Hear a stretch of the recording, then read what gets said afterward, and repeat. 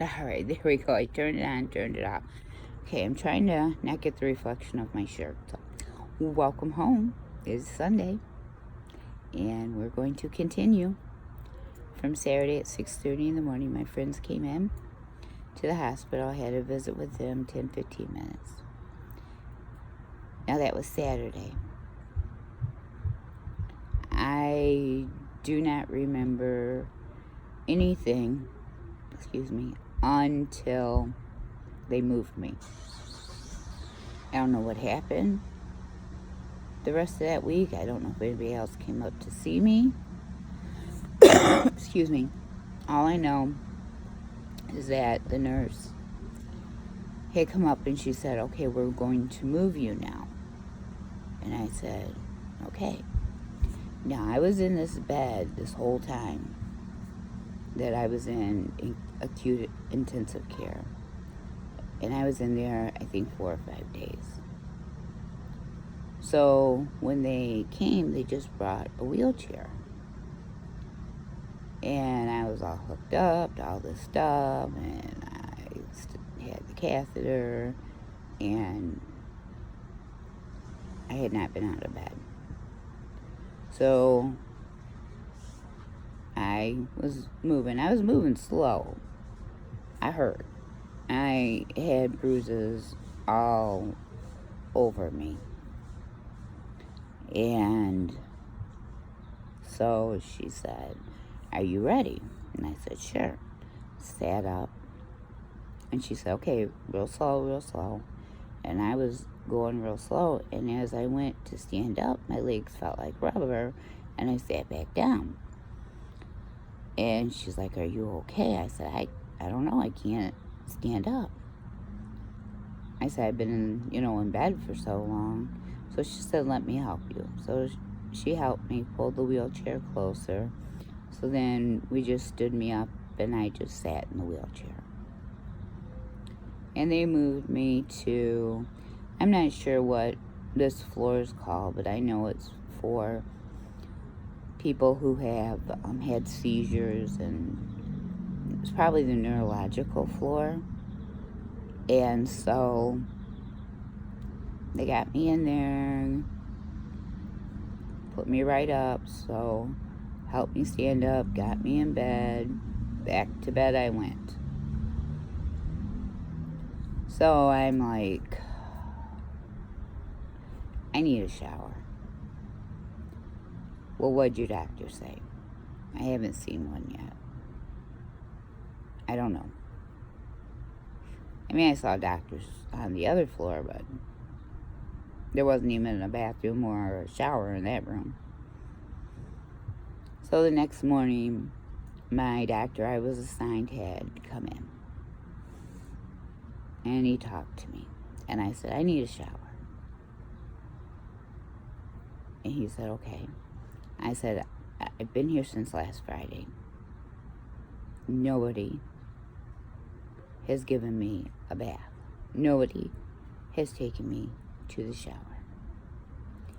I need a shower. I can't stand myself. Now I got a roommate right next to me. I said, so I really need a shower. So they talked about if he rambled off some stuff. And he said, I'll see you tomorrow. Okay. Then my neurologist that I was assigned came in for a couple minutes. I did not like that man. He was rude. He had no bedside manner. He was horrible. He asked me, probably how I was doing. And I told him, I hurt from head to toe. And he said, well, you should see what you look like. I was like, oh, great. I'm like, I'll be going back to work in 2 weeks, and you're telling me I should see what I look like. And when I said that, he just kind of looked at me real funny and said, all right, I'll be back in a couple days. So then my husband and my daughter came up. Or they might have already been there because he was off. They gave him that week off. So they were up first thing in the morning. My daughter was there every single day. She would, when my husband went back to work, she would call people. Are you going to see Mom? When are you going up? All right, pick me up. So after everybody left, I told my husband, I need a shower. And he's like, okay, we'll get you one. Took a chair from the room, went and put it in the shower, asked for towels. The nurse brought them in, and she said, did he say you could have a shower? I said, well, I told him I need a shower. Nobody is taking care of me. I said, and it was my time of the month, and I need a shower. I smell. I said, he didn't say no. And she said, okay. If you need anything, ring the bell. And I said, all right. So now I have a hospital gown on. And I still have my bra on. They didn't take that off or cut it off or whatever they did. I have no idea where my clothes are. So I wasn't hooked up to as many things. I still had my little catheter bag. So between me, my husband, and my daughter, we got me out of bed. And he's like, how do you feel? And I'm like, my legs feel like jello. He's like, well, you've been in bed for so long. I said, yeah, that's what I figured too. I said, it's going to take me a minute. So then all of a sudden, I couldn't move. I could not lift my leg. I could not do anything.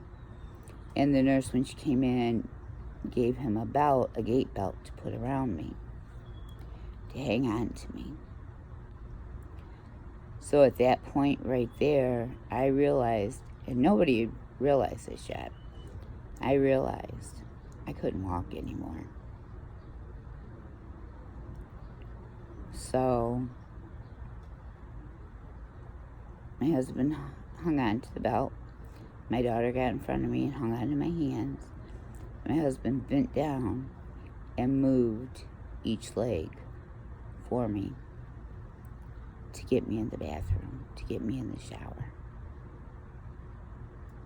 So when I got in there, I had to sit down. I was tired. I didn't do no work, but I was tired, exhausted.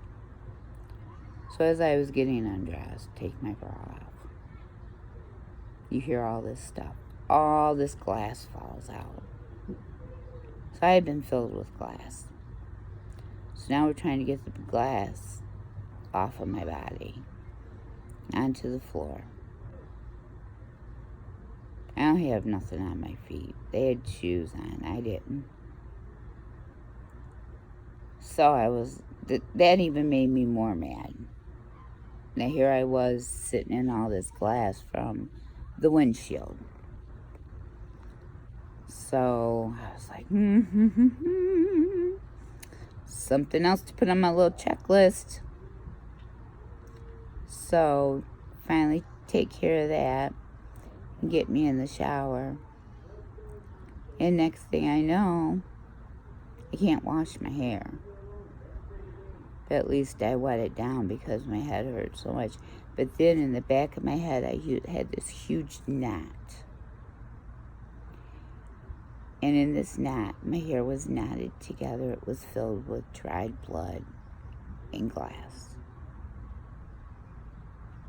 So we just wet my head down. I got a bath. Got clean gown on. Got back in bed. I felt so much better just from taking a shower. I was exhausted. I think I went to sleep. And it was like, I'm trying to wrap my mind around, why couldn't I walk?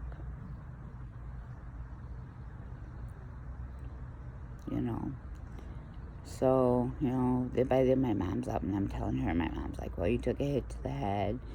You've been in bed, so, it may take a little time and your body's sore. So it may take a little time to get everything back together. And I'm like, Mom, I'm going back to work in like 2 weeks. I said, so I don't have time for this.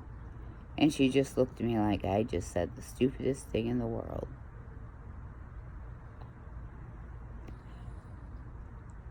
So at this point, my mother started bringing me food. I didn't eat hospital food because Mom brought me food. Mom brought me fast food. So what happens when you eat fast food 2-3 times a day and you're laying in bed and you're already over 300 pounds? Excuse me. You get bigger and bigger and bigger. So the next morning, my doctor came in. Do you have any questions? Yep. Can I go home? He just looked at me and he's like, that was a really stupid question. Now, do you have any questions? I'm like, why was that a stupid question? I have 2 children at home that need to be taken care of. I need to get home and rest so I can get back to work. I have things to do. I got a house. I got a household. He just looked at me and he goes, you have no idea what happened to you, do you? I was in a car accident and I ended up here and you people won't let me go home. Did I miss anything? And he just was like, yeah, you have no idea. I was like, okay. So they had some friends from work come up. So my mom went and got Pizza Hut for all of us. And they couldn't come in the room because there was too many of them. So again, we had to do the shuffle the feet thing to get me across the hall. And luckily, the little visiting area thing was right across the hall from my room. So I went and visited with them for a while. And I had, I think, quite a few visitors. And so then, every morning my doctor came in. And every day, he said, good morning. And I said, can I go home? He says, I'm ignoring you. We'll talk about other things. And I was like, okay. He goes, so the one day he said, the neurologist will be back in today to check you over and, talk to you and that. And I said, all right. So Mr. Friendly came in and I don't know what he said. I don't know what he talked. And he told my husband, get on that side of her. And he got on this side of me. And they stood me up. And he said, now I was leaning not up against the bed, but close to it because he wanted me close to the bed. And he's like, all right, when I tell you, let go of her. And I said, okay. My husband said, okay. And he would get real close to me, and he'd say, let go. And he'd take his 2 fingers and go like this on my shoulder. And I'd fall over right on the back of the bed. And he kept doing this. And he says, okay, now let's walk. I told him I can't. He just looked at me and goes, you have no idea how lucky you're alive. You are to be alive. He says, because you should have died. He said, but where you hit your brain at was just so close. He said he doesn't know how that part of my brain was spared that would have made me a vegetable for the rest of my life. So it's like every day these people are coming in and nobody's telling me anything good. Nothing. Now during this time, I missed my son's 6th grade graduation. That only happens once. My friend taped it. I have it. It's not the same thing. I wasn't there for my son. I wasn't there to congratulate him or tell him how proud I was of him or anything. So I got permission from the doctor for me to, my son came up on his birthday, which was June 13th. And I was allowed to go to the cafeteria and eat dinner with him. And I had so long, and then I had to be back in my room by then. So we went down to the cafeteria, and my son is not really looking at me, and he's real quiet. And I'm like, Garrett, what's wrong? Nothing. I just don't like hospitals, Mom. I said, okay. So, we had good old hospital food last night. We had good old hospital food for dinner for my child's birthday. And I got back up to the room. And they didn't stay too much longer, and they left. Well, I later found out from my neighbor, kitty corner across the street from me, that after that happened, he went to her, and he was so upset seeing me in the hospital like that, and seeing that I couldn't walk, and just, I wasn't Mom anymore, that it scared him, it terrified him, and it bothered him. And he couldn't come up there to see me anymore. And he didn't want to hurt my feelings.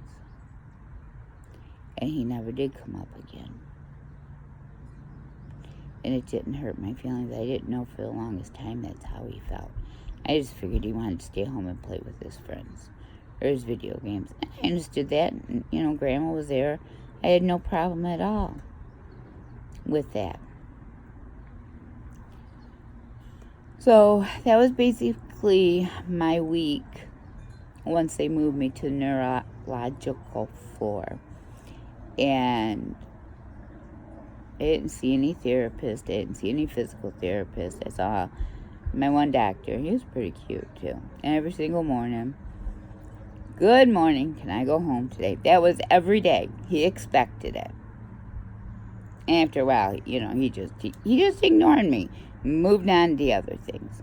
So he came in on Friday, and he told me, you're leaving today. I'm like, I get to go home? He's like, no. And I'm like, where are you putting me now? So he said they will be in later to transfer you to a rehabilitation hospital. So, this is my second hospital. I'm getting ready to go into my third hospital. So, my husband got me dressed. Didn't have too much. Got everything packed up. Oh, and during the week, I forgot to tell you, I had one nurse that would come in every day that she could. And she brought stuff from home, and she worked on my hair every single day. And it hurt so bad, but she finally got that big knot out, and all the blood, and all the glass. I lost a lot of hair. Now, I already have thin hair. It wasn't as thin then. And I lost a lot of hair. I do not remember. I just remember people. I don't remember anybody's name.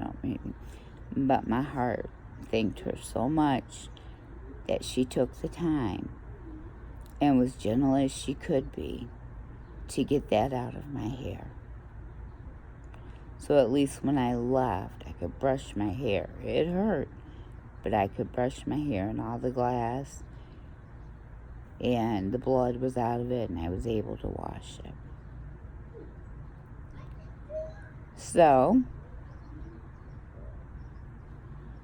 part 3 will start with me being moved to a new hospital. Alright, guys.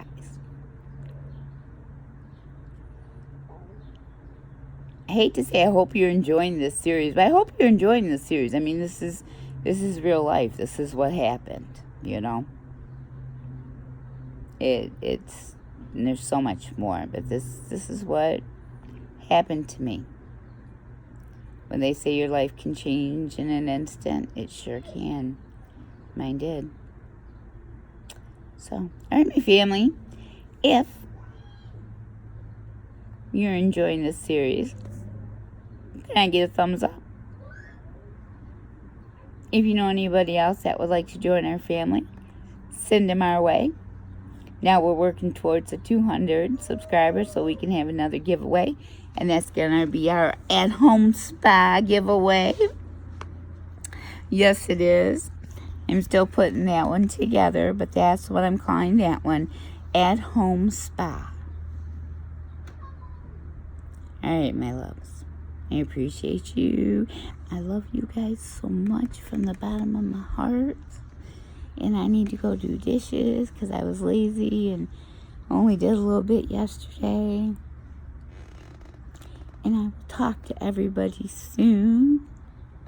And I'm not sure if it's coming out this week or next week, but I have something special going on. And if you guys are interested in doing the collab, just get a hold of me, or if you know somebody else that's doing it, they can forward the email to you. Just shoot me an email that you're going to be on the collab so I can add you to my list, so I make sure I get everybody's links to their videos so I can put it in the main email, and then I can mail that, copy and paste that list and mail it out to you guys so you can have the links to put in your description box too. Okay, you guys have a wonderful, wonderful Sunday, and we will talk to everybody soon. I love you. Mwah. Bye, my loves.